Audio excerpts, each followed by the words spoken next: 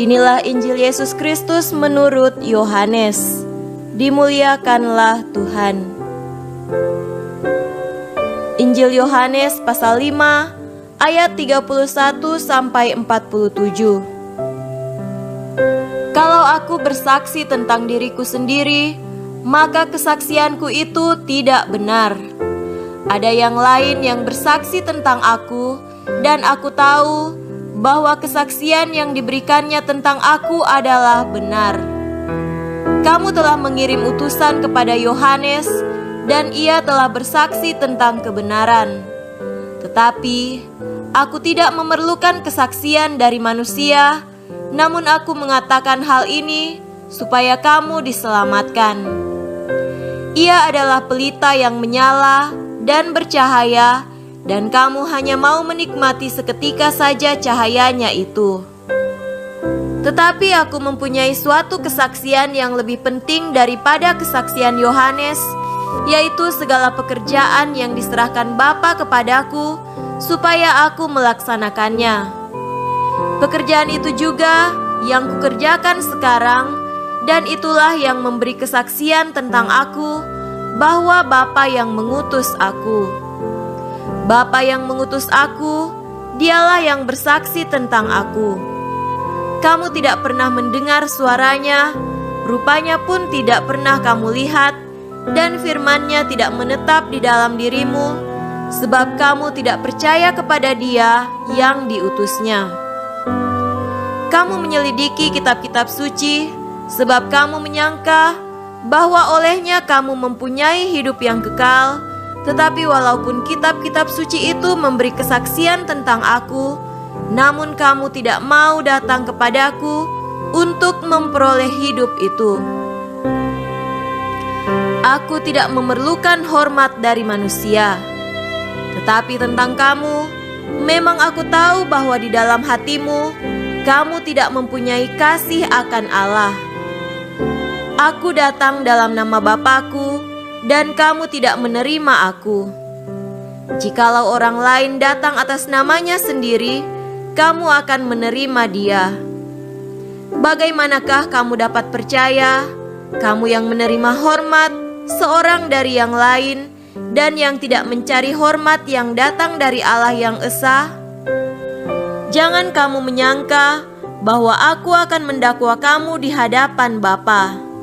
Yang mendakwa kamu adalah Musa, yaitu Musa yang kepadanya kamu menaruh pengharapanmu.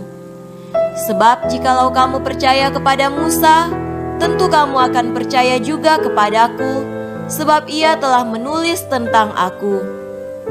Tetapi jikalau kamu tidak percaya akan apa yang ditulisnya, bagaimanakah kamu akan percaya akan apa yang kukatakan?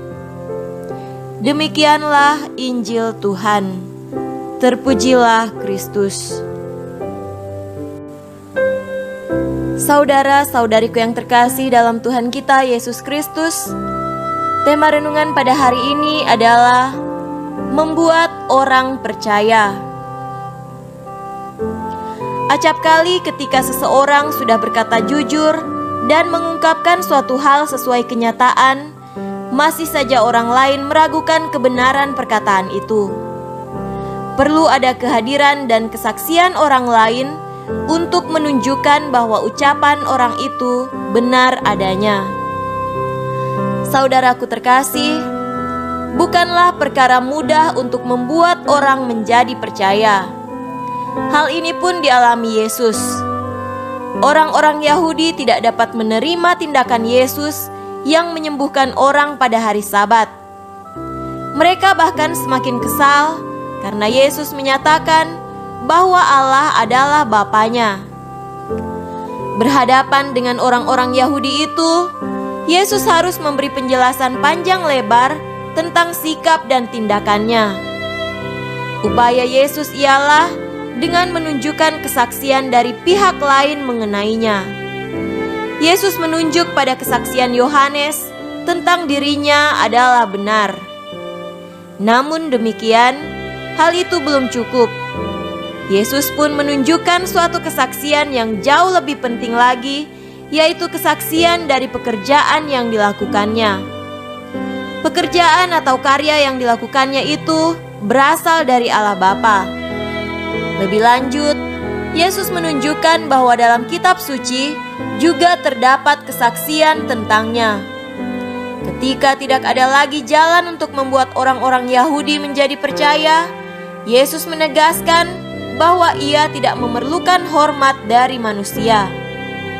Yesus lebih memperhatikan pandangan dan penilaian dari Allah Bapa.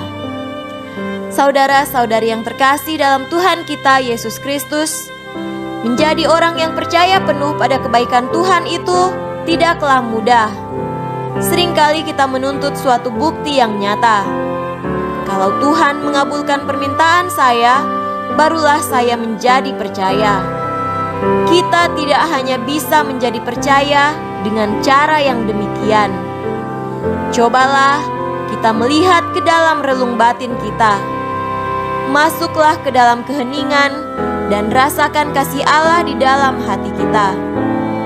Yakinlah dengan sepenuh hati bahwa kasih akan Allah itu ada dan nyata di dalam diri kita.